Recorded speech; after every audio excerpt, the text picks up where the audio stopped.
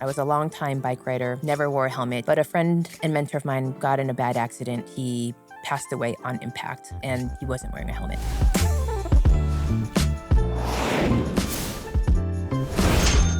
When the entire bike helmet industry is screaming, you need this for safety, Gloria Hwang is doing the opposite. At 1000, she started with a mission to save 1,000 lives by making beautiful helmets that people actually want to wear. If you're ever in a crash, we'll replace your helmet for free, for life. We've replaced over 1,300 helmets. Within 24 hours, her idea was fully funded thanks to over 2,000 people on Kickstarter, and the business has not slowed down since. How do we solve someone's functional pain points, and how do we solve someone's emotional pain points? 1000 has since hit 10 years in business, brought on REI and the Clif Bar Family Office as lead investors, and has grown customer bases in over 20 countries. With her dedication to gather the most customer insights, Gloria has learned how to fit into someone's lifestyle instead of the other way around. The goal is to not get close to your competition, to always get further differentiated. I'm Serena Smith, and this is Shopify Masters, your companion for starting and scaling a business.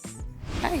Hi. Thanks for being here. Thanks for having me. I think something that is so fascinating about this is that though I'm a bike rider, so I'm guilty of this, though we all know that we should wear a helmet, it seems like an incredibly difficult task to actually get people to wear one. You've been in this game now for a decade. What's your understanding of that opposition, and how have you tackled overcoming it? I guess from my perspective, when you're trying to get someone to change a behavior, going from no helmet to getting to them to wear a helmet, shaming them is not the correct response. I think right now when people want you to wear a helmet, you're like, oh, you should wear a helmet because you need to be safe. It's not the responsible thing to do. There's PSAs out there of people like them showing a helmet getting hit on the head and, putting people in fear. And I guess from my perspective, if you're trying to get people to change behavior, fear is not a great motivator, but to get someone to want to do something is more interesting.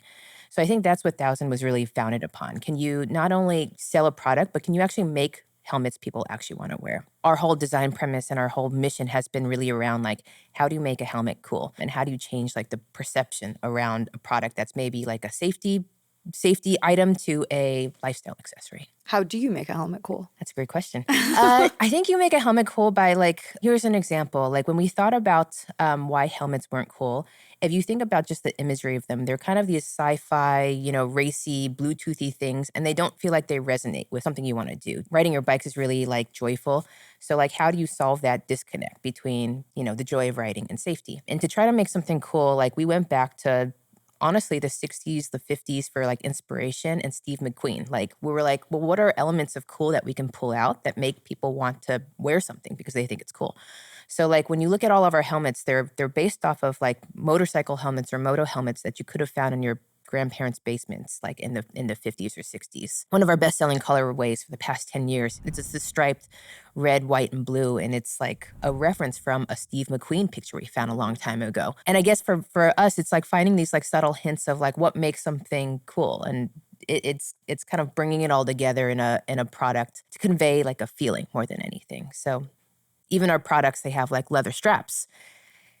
It's supposed to feel like a motorcycle helmet or a Vespa helmet. It has little trim. And again, it's supposed to reference to a motorcycle helmet. So I think helmets in itself are not uncool. It's the perception of bicycle helmets. So largely, how do we change that perception? It's just not by making it look like a bicycle helmet at all. It's making it look like something that feels like it's something you would have wanted to wear all this time. Right. Yeah. Taking the idea of a helmet as sort of this obligatory, uncool necessity that you need to something that you actually genuinely want to engage with, that contributes to the freedom and the joy, is such an interesting repositioning. And I think even more so for you, because 1000 was born out of personal tragedy in your life, right? Yeah. My story was, when people say they don't wear a helmet now, I get that, because 1000 started for me because I also didn't wear a helmet. I was a long-time bike rider, never wore a helmet, just kind of thought they were goofy looking. But a friend and mentor of mine, got in a bad accident. He passed away on impact from that accident, and he wasn't wearing a helmet.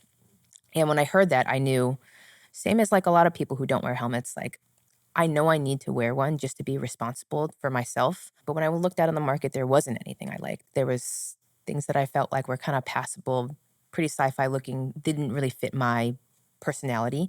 So I didn't buy one. I just stopped riding my bike so much because I'm not a hardcore bike rider. I'm a casual recreational cyclist. And I think that's where 1,000 started, like with a mission of, if you can change that perception people have of bike helmets, you can help save lives. You can literally save lives by getting people to wear helmets for the first time. And for me, that's one of the most impactful things I see in our business. Like 25% of our customers in our customer survey say this is the first time they're wearing a helmet.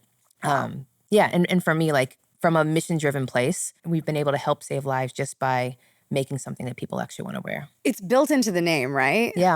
1,000, it was about you wanting to save Yeah. 1,000 lives? Yeah. Originally, 1,000, again, our brand's a mission-driven brand. So, like, originally, the name 1,000 came from how can we help save 1,000 lives? Mm-hmm. It's really cool for us. We track that statistic if we can help save 1,000 lives by our accident replacement policy. So for our business, we offer, I think, the only lifetime guarantee that if you're ever in a crash or an accident, we'll replace your helmet for free for life. So in our lifetime of 10 years now, I think we've replaced over 1,300 helmets. It's been a powerful thing just to be able to fulfill your mission. It's been really fun because it's our 10-year anniversary. We have this new, thank you. Congratulations. I appreciate it. It's crazy. It's 10 years. Crazy. I know, but as a continuation of our mission, we've crossed our 1,000 lives saved threshold. We have this new initiative Rafe got going on right now called Protect Your Melon. So we'll literally pop up on bike paths like as a fruit stand, and if bikers are going by and they stop and they're like, "What are you doing here?" and they don't have a helmet on, and if they tell us the reason they don't want to wear a helmet or they don't have a helmet, we just give them a free one on the spot. So for us, that's kind of our new way to help start saving more lives. And have you found that most of the people stopping are open to taking a helmet and putting it on? Yeah, because like when you look at the bike helmet market, you can tell like this market, even though it's the largest market, has been really unserved. It's the recreational market. And the overwhelming thing we always hear when people say they don't want to wear a helmet is they don't like the style. They don't think they're convenient. They're bulky. They're uncomfortable. And these are really solvable problems at the end of the day. But I think the industry was designing for an enthusiast market that's high tech, that's going 50 miles. The normal person is commuting two to 3 miles to work. They're going to their local coffee shop. So their needs are much different from that other market. So when they find our product, honestly, they're like, wow, this is kind of like all of my problems solved in one. You could very clearly see when you were starting 1,000 that there was a problem that needed to be solved. That Yeah. the current helmet offerings were only catering to a certain kind of consumer at the time.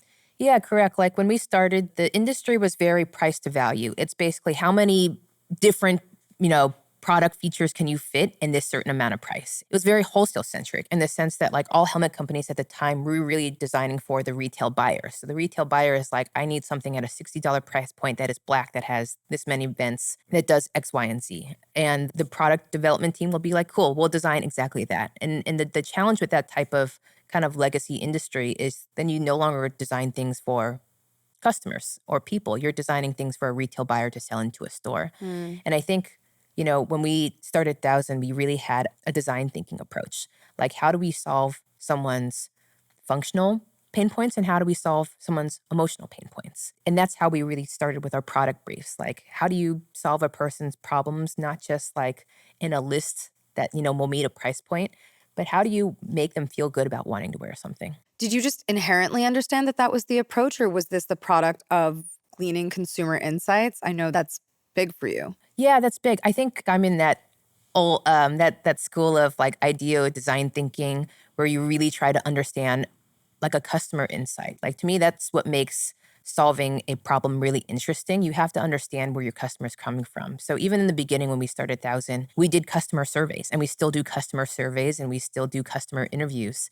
And really, you glean so much from that information. Like you find out people don't care that much about Bluetooth in their helmet. They don't care that much how lightweight it is, like by the gram. They do care about the color. They do care about the fit and finish. They do care about like, do I have to lug this helmet to my workplace? So I guess when you really understand your customer from a needs set perspective and you really do deep dive qualitative interviews, you get like real insights you can solve problems off of and then build better product off of. Customer surveys. Yeah. Big for you. Big for It us. sounds like you're getting some insights with this Protect Your Melon stand. And we do qualitative surveys too. Like, not even surveys. Like, we'll get on the phone with, we're launching a lot of kids stuff right now, and we'll get on the phone with kids and their parents. And, it's a chaotic environment, and we're just talking them through, like, do you like this? Do you not like this? Why don't you like to wear X? Why don't you like to do Y?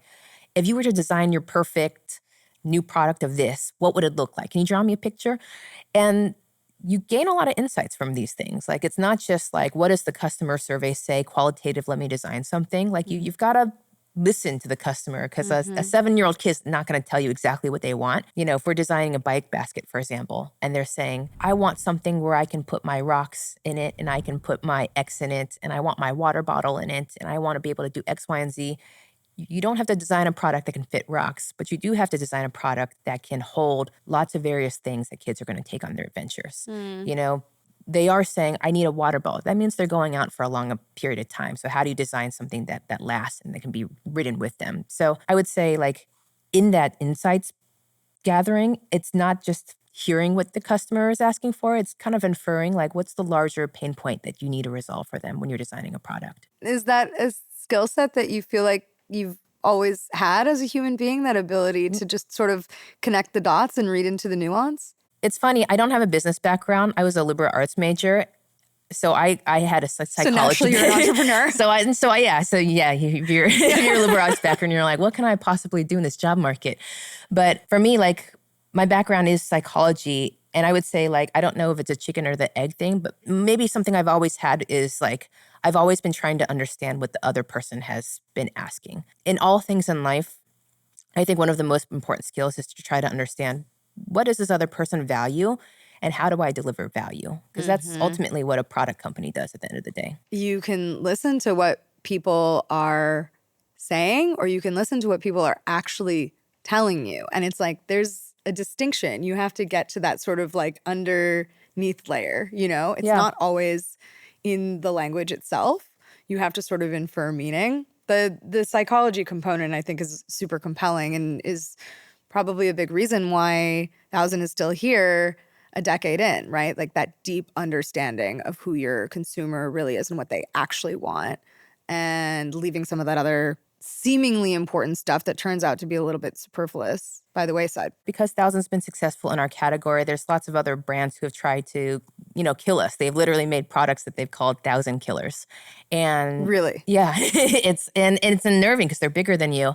And they haven't, because at the end of the day, my perspective is, they haven't started from a place of they're trying to solve a customer problem. They're trying to come from a place where they can outcompete you on price to value, or they're trying to outcompete you on distribution. But at the end of the day, the customer does decide on what products solve their needs the best. So I think that's why we're still alive and kicking and, doing great things. A good mentor of mine taught me this, and it's something I've always tried to apply. But when there's competition and there's pressure for you to go more towards, like, the middle in terms of, like, price to value and being able to serve every single customer. But the more you try to serve, like, everyone, the less differentiated you get. So, like, I think our perspective always has been, when we're making product, we really have to understand the customer insight, and we really have to understand where we are in, like, the XY axis of competition.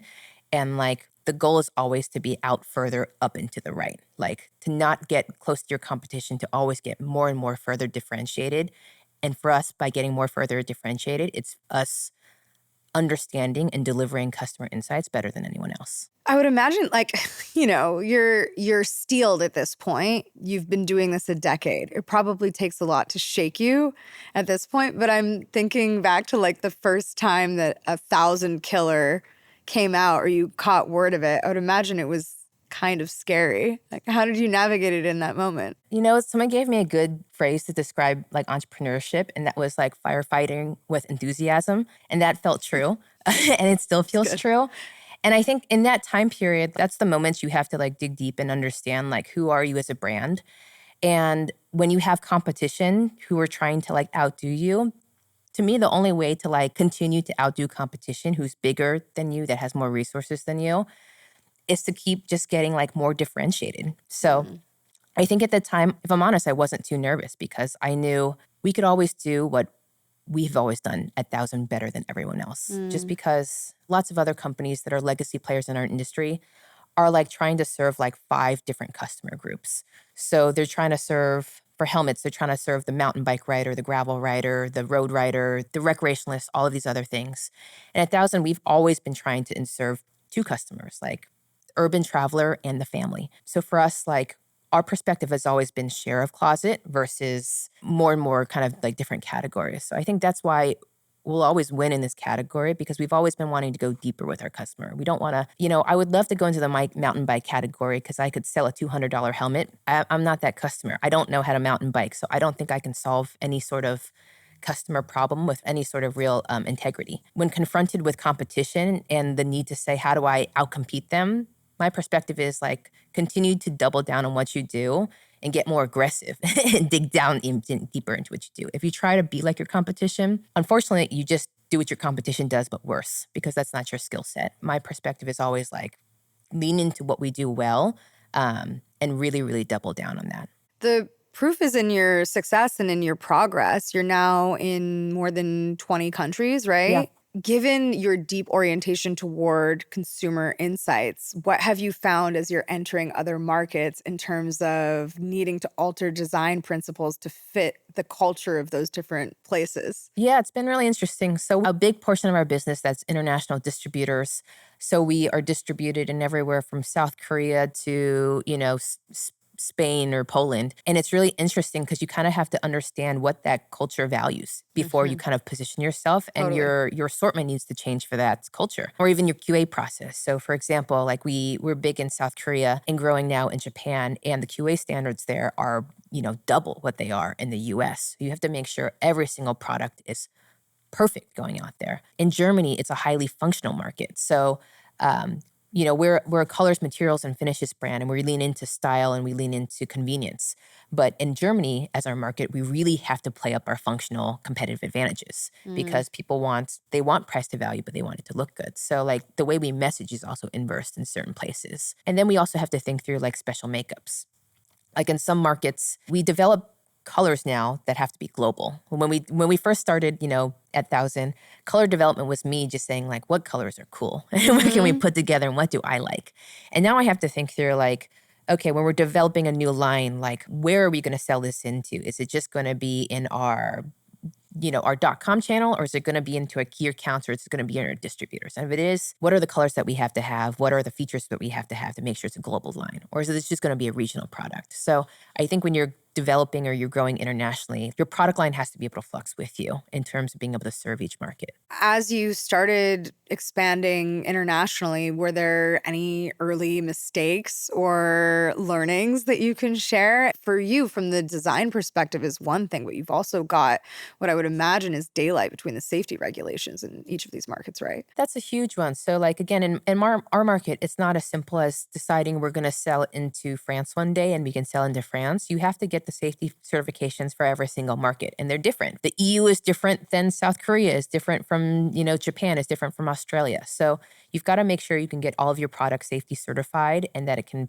pass and exceed safety regulations so you feel really good about the integrity of the product. South Korea was a great example. When we first started to sell into South Korea, that's where we learned about quality. We had no idea about quality standards until we started to sell in the South Korean market. And we would get back pictures from our distributors on an individual basis, helmets that she didn't think passed QA standards. So out Wow. of 2,000 helmets, our distributor had QA'd every single one of them to see that she didn't like a paint, the paint fleck was there. There's a little piece of dust here, like Wow. this and that. So we started to really understand, wow, like we have to be able to build pricing in our QA standards for different markets. So like we maybe have to have a little higher of a price for Korea because we're going to have to reject twice as many helmets in the QA process. It's really been a fun learning journey to like understand like what every it's not super generalized, but like different countries do value certain things. So how do Hmm. we adapt to, what customers need in that area has been a fun journey. Who's the most stringent safety standards?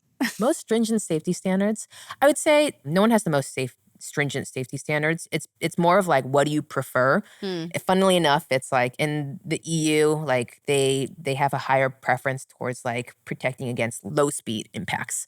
In the US, it's high speed impacts. So it's Kind kind of of getting the tracks. right mix. Yeah, honestly, a little bit. Yeah. So it's kind of getting the right mix per country. But I would say like for us, it's just always important that we can meet and exceed standards at every time, given that we're a safety company at the end of the day. I remember you saying at some other time that one of the best pieces of advice that you got from one of your mentors is that like anytime you stop operating from like what you know in your gut, you're in trouble. It's like something along Yeah. those lines, right? Yeah, I think the best piece of advice I've ever gotten from a mentor was that founders get in trouble when they don't follow their gut.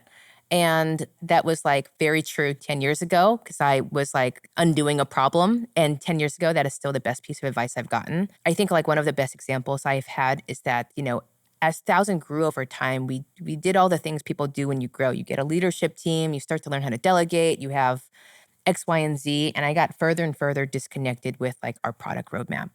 And I started to realize for probably a couple of years, we weren't putting out things that I was super proud of. We were making iterations on products. We were making things that were kind of center. Like, again, our whole philosophy of moving further up into the right, we were really getting away from. So, in this last couple of years, I made a pretty conscious decision to take over our product roadmap. And it's been kind of getting to the heart of what Thousand does. And, it's been really interesting because when I reoriented our team around this new roadmap, I really had us double down on our product DNA, style, convenience, safety.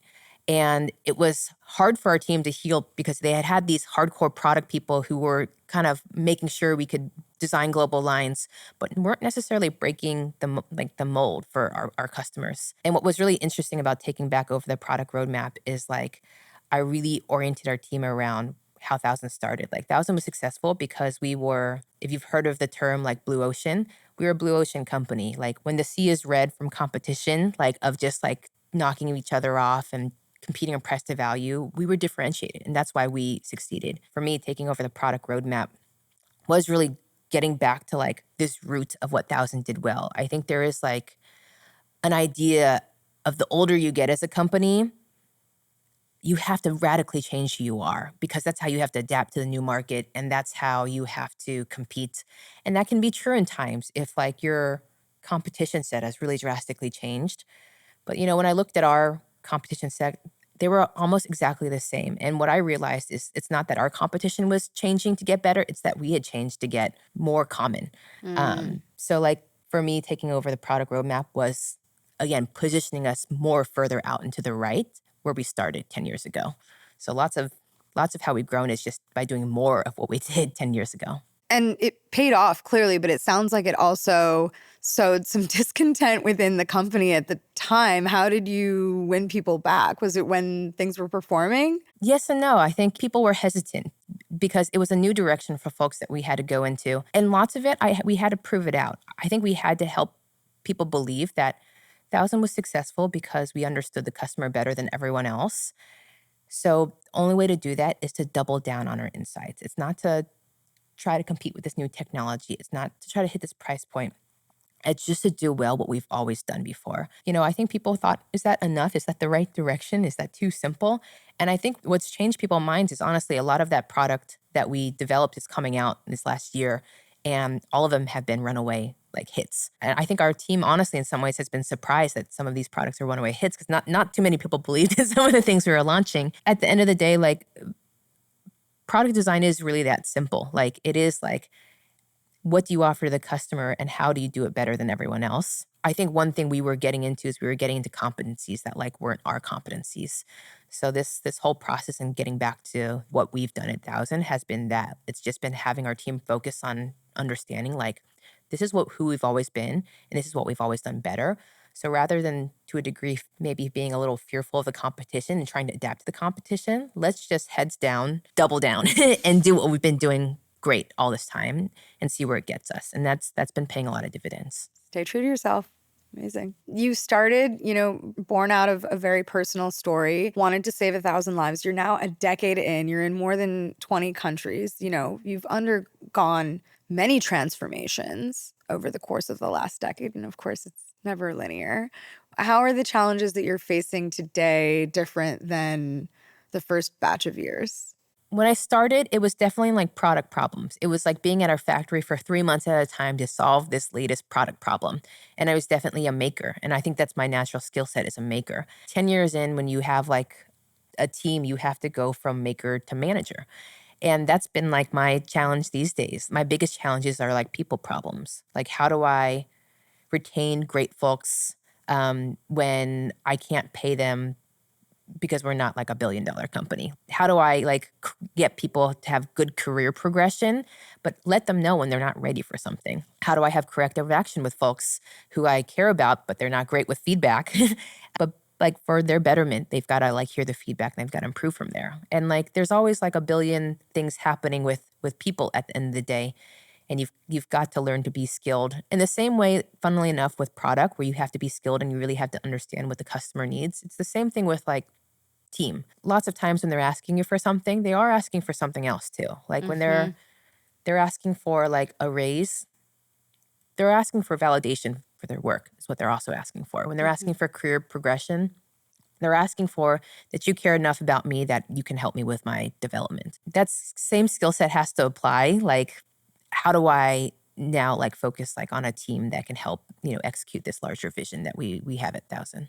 Given that you, by your own admission, were sort of a maker and then had to move into this managerial role, which was not necessarily something that you had envisioned for yourself. And design and data can have like a really beautiful precision to it. People are messy, Yeah. right? Like, did you do specific things to develop your skill set as a manager, or was it more like baptism by fire? Just mess it up until you get it right. A little bit of both, honestly. Like I had really great mentors is probably one big thing. Like when I had my first tough career conversation with someone, or like the very first time, like, I had an employee that wasn't great and I had to like put them on a performance plan and I had to even consider potentially letting them go. I like didn't sleep for months. Every single night I would wake up thinking about this because it made me feel so terrible about it. And like I had great mentors along the way to help me like understand at the end of the day, like you're not doing them any good by having them in this limbo where they know they're not performing well and you can't give them the right feedback. The great thing to do as a manager here is to coach them up to be able to meet X, Y, and Z skill set. Like they will thank you later by doing these things. And it has been really rewarding. Like I've had lots of employees come back and say, I've never learned as much as I've learned at 1,000. And I've had employees come back and say, who have left for bigger job titles, and I wouldn't give them a job title at that moment, because I do believe like if you get a job title, you have to earn the title and you should be able to go anywhere with the title. And I didn't give some employees titles when they were here and they came back later and they said, I wasn't ready for that title. I didn't realize it then. And I think what I learned is like in the very beginning when I was managing, I just wanted to be everyone's friend. I was definitely a people pleaser. And I think I realized I wasn't doing anyone any good by doing that. I wasn't willing to have tough conversations. I wasn't really willing to coach people up, even though it was hard, even though they didn't feel great about it. So I think the switch for me really started to happen when I had great mentors that helped me understand like the difference. One is just pleasing people and one is really truly developing people. So now that I really understand the distinction, it's a lot easier for me. It's not just like, I used to kick and scream that I would have to do like what I call like managerial or CEO work. I wanted to be a founder. But now I really get like, to develop a great company, it's to develop great people. It's gratifying to undergo that transformation. Yeah, it's a difficult one, but it's super gratifying. Yeah, I think so often as people, maybe even more specifically as women, the people pleasing takes on such an interesting role in our lives because we think it's a kindness, but in many ways it's a short-term kindness and not a long-term one. Clarity is kindness. Yeah. Feedback is kindness. Yeah. Like having someone really understand how they're doing, like good and bad, giving really positive feedback, giving negative feedback when they need negative feedback in a way that feels encouraging is positive because you're helping people with their growth journey. Mentorship is such an incredibly important part of this. And I think something that doesn't really get discussed enough. But I think kind of the black hole in the conversation is like, where do you find your mentors? Yeah. It's a difficult thing, right? And it has to be a particular, you can't round peg, square hole that, Yeah. It has to sort of organically make sense. How did you find yours? And if you have any advice for how other founders can find mentors, I think let us know. To me, it's two things. Like when we first started as a business, I did a pitch fest and like everyone else was asking for funding at the end of their ask. And I asked for mentorship. I said, I would like to find great advisors to coach me, to help me on this journey. And out of that, I found some of the best mentors like I've ever had and some of the best advisors I've ever had.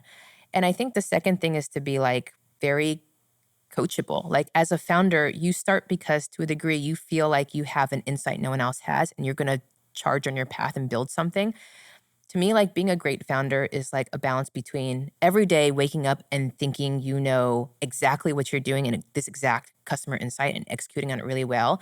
And also being able to say, I know nothing about nothing and being open to learning. So it's like, it's a balance of the two at the end of the day. But like to find a great mentor, you have to ask for it, but also you have to be really willing to learn and being open to feedback yourself. Be willing to have a bit of beginner's mentality Yeah, and engage in that humility and not feel like you need to walk in the room totally. knowing everything. One of the nicest transformations I've had in this last 10 years is to be able to walk into any room and say like, with a lot of confidence, okay, I don't know about anything, but I'm just going to start spitballing at the top of my head on what we think about X, Y, and Z.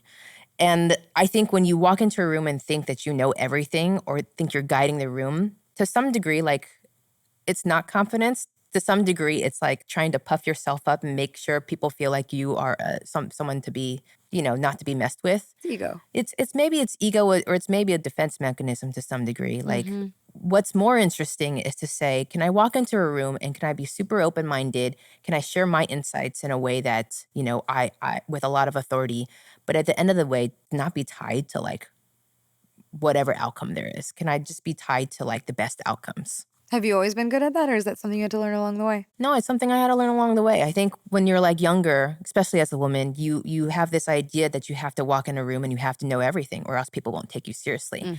And I think I did that when I started in the workforce. Like I wanted to be a grown up. I wanted people to take me seriously. So I always went in and I always went in with a strong point of view.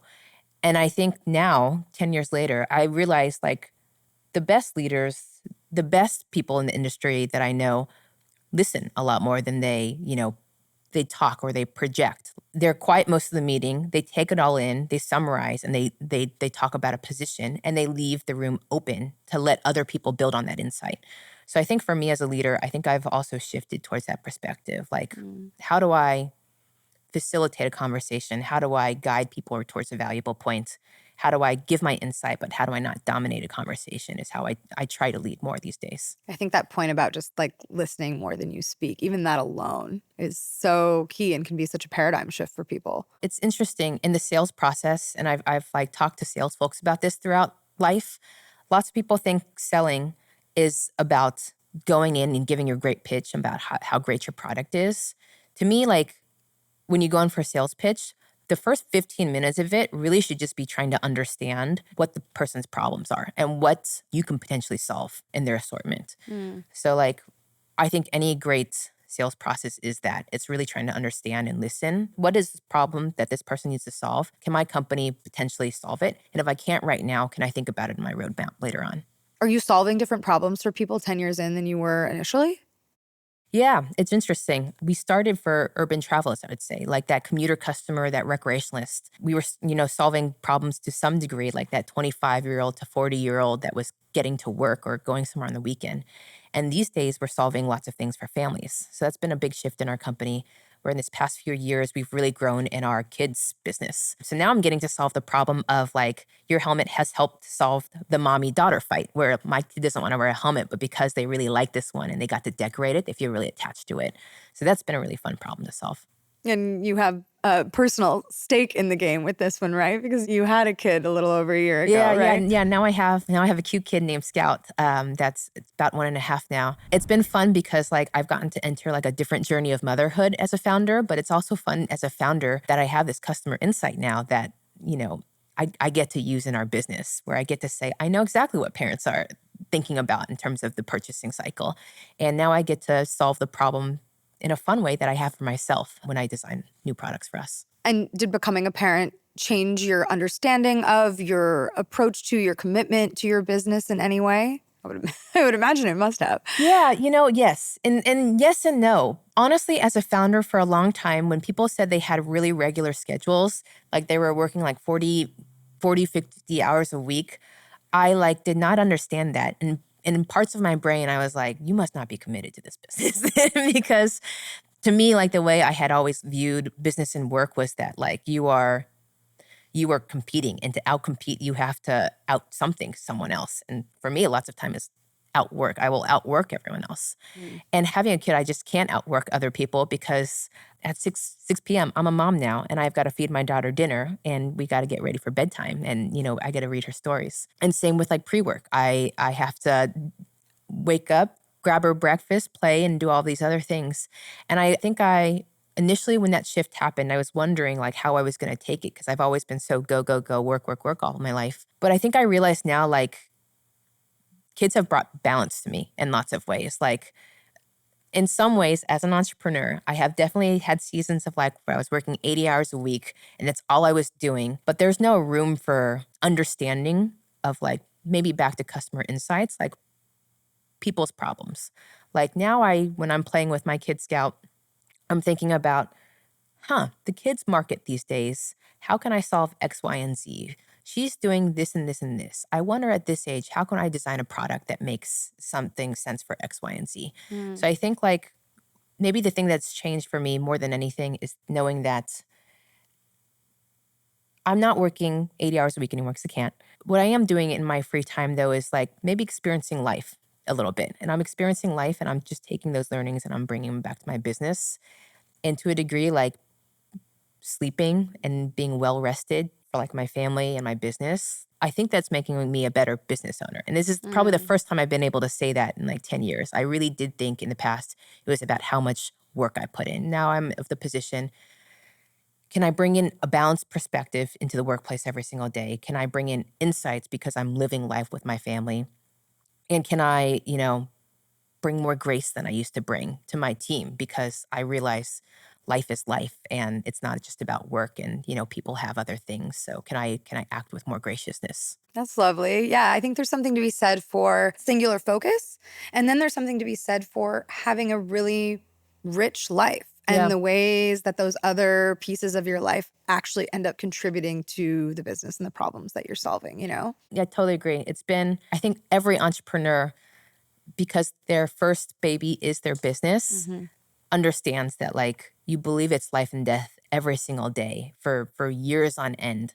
And I think honestly, when I talk to a lot of entrepreneurs and they have their kid, it's a pretty common story that changes. All of a sudden, your orientation in life shifts, and it's definitely been true for me. I care about my business, and it's been my baby for the past 10 years, but I've got a new baby, so it's like, how do I make room for both in life, and how do I prioritize the both? 10 years in and with a Yeah. lot of perspective and wisdom, is there anything when you look at early stage founders and entrepreneurs today that you think they're getting wrong? Early on in the founder's journey, everyone is talking about raising rounds. Everyone is talking about growth at all costs. It's funny, that's what it was 10 years ago. And now everyone is talking about profitability and EBITDA and cash flows are the only things that matter. I think what I've learned is that like actually every year there's a new theme and there's a new season of what people actually care about. This year it's profitability just because of interest rates and the toughness it is to get cash. 10 years ago, because money was free flowing, growth is all that mattered because cash was so readily available. I would say at the very beginning of 1000, like we were a self-funded business. We always had profitability in mind. So we actually were profitable from the very start when we started growing the business. This last few years, just to expand, we've taken on institutional investors like, REI and White Road Family Office, which is Clif Bar's family office. Those are big cosigns. I feel very grateful because they're wonderful partners too. They're not all about the IRR. They're really about like building mission-driven, high-impact brands. So it's been, I think for me, like a pleasure to be able to work alongside these guys. 10 years in, I think what I've really learned at the end of the day is like nothing really matters unless it is that you're solving customers' problems in a way that's better than everyone else. Like that's ultimately what you're here for. You'll grow because you're better at solving someone's problems than someone else. Like fundamentally, if you don't do that, you have to be the best marketer in the world. You have to be the best salesperson in the world. You have to be the best fundraiser in the world to kind of get more and more rounds. But if you can fundamentally solve people's problems in better ways than everyone else, you'll always have a great business. I love that. You're a pleasure. Yeah, thanks, Serena. Thank you so You've been much for awesome to being talk to. here. And thank you for watching. Be sure to leave us a comment below. Let us know what problem you uniquely think you can solve. And don't forget to subscribe so you don't miss any upcoming interviews. We'll see you next time.